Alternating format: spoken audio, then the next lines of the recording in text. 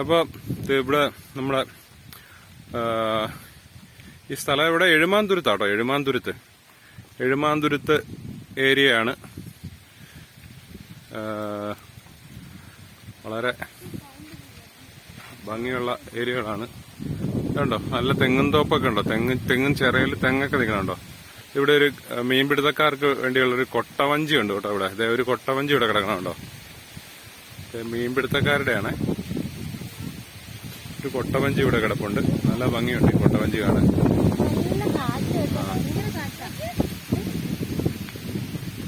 പാമ്പ് ഏതോ പാമ്പ് ചത്ത് കിടക്കണം. പോട്ടെ മണം വരും. ഉണ്ടോ, എഴുമാന്തുരുത്താണ്. നല്ല കായല് പോലെ വെള്ളം ഇങ്ങനെ കെട്ടിക്കിടക്കുക. അവിടെ ഒരു മോട്ടോർ പേരയാണ് ഇതെല്ലാം കാണുന്നത്. മോട്ടോർ പേരെന്ന് ഇവിടുന്ന് വെള്ളം പമ്പ് ചെയ്ത് തോട്ടിലേക്ക് വിടാനുള്ള സംവിധാനമാണ് മോട്ടോർ പേര. ഇതുണ്ടോ, ഈ തോടൊക്കെ വെള്ളം നിറഞ്ഞു കിടക്കുകയാണ്.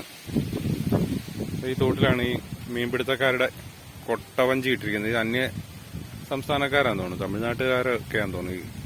അവർ മീൻ പിടിക്കാനായിട്ട് ഉപയോഗിക്കുന്നതാണ് ഈ കൊട്ട വഞ്ചി. ഇതിനകത്ത് പോയിട്ടാണ് അവർ മീൻ പിടിക്കുന്നത്. ആ തെങ്ങ് ചെത്തുന്ന തെങ്ങാട്ടോ. അതിൽ മേളിലിങ്ങനെ കള്ളുമാട്ടമൊക്കെ വെച്ചിട്ടുണ്ട്. നല്ല ഭംഗിയുണ്ട് കാണാനായിട്ട്. ഈ ചറയിലൊക്കെ ചെത്തുന്നതാ. എഴുമാന്തുരത്തിന്റെ മനോഹാരിതയിൽ കൂടെയാണ് നമ്മൾ ഇപ്പോൾ സഞ്ചരിക്കുന്നത്.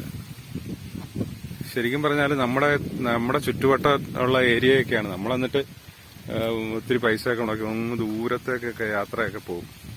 പക്ഷെ നമ്മുടെ ഇവിടെ അടുത്ത്, നമ്മുടെ ഗ്രാമപ്രദേശത്ത് തന്നെ ഇവിടെ ശരിക്കും ഇത് തലയോലപ്പറമ്പിന് തൊട്ടടുത്തുള്ള ഒരു ഗ്രാമ ഏരിയയാണ്. നമ്മുടെ തലയോലപ്പറമ്പ് ബസ് സ്റ്റാൻഡിന്റെ സൈഡ് വഴിയുള്ള വഴി ഇങ്ങോട്ട് വന്നാൽ അതുവഴി ഇങ്ങനെ പഴംപട്ടി വഴിയൊക്കെ വന്നിട്ട് എത്തുന്ന സ്ഥലമാണ് ഇത്, എഴുമാന്തുരുത്ത്.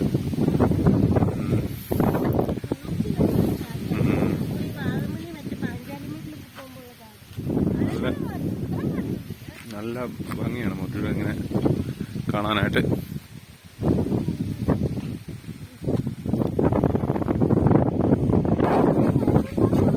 വാഴയിലൊക്കെ ഇങ്ങനെ കാറ്റടിച്ച് കീറി ഇങ്ങനെ എല്ലാം അത്രയ്ക്ക് കാറ്റാണ്. അത് ഇങ്ങനെ അടിച്ചടിച്ച് കീറി നിൽക്കും കേട്ടോ. അങ്ങ് ദൂരെ ഒരു പള്ളി കാണാം. മറ്റേ അത് മുസ്ലിം പള്ളിയൊന്നുമല്ല, അത് ക്രിസ്ത്യൻ പള്ളിയാണ്. അങ്ങ് കിഴക്കൻ മലനിരകളുടെ ചെറിയ ഭാഗങ്ങളൊക്കെ ഇങ്ങനെ കാണാം അങ്ങ് ദൂരെ ആയിട്ട് കേട്ടോ. ഐക്കോണി കുളവാഴേ.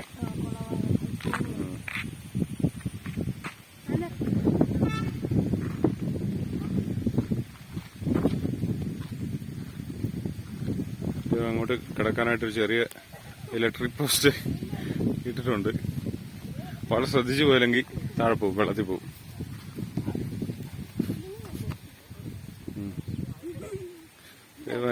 ഒടിഞ്ഞ് വീഴുവോ എന്നറിയില്ല. കുലുങ്ങുന്നൊക്കെ ഉണ്ട്, കുഴപ്പമില്ല.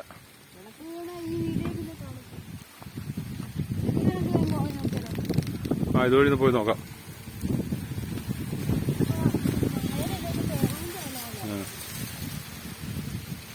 അങ്ങ് കപ്പയൊക്കെ ഇല്ലേ അവിടെ പറിച്ചിട്ടുണ്ട്.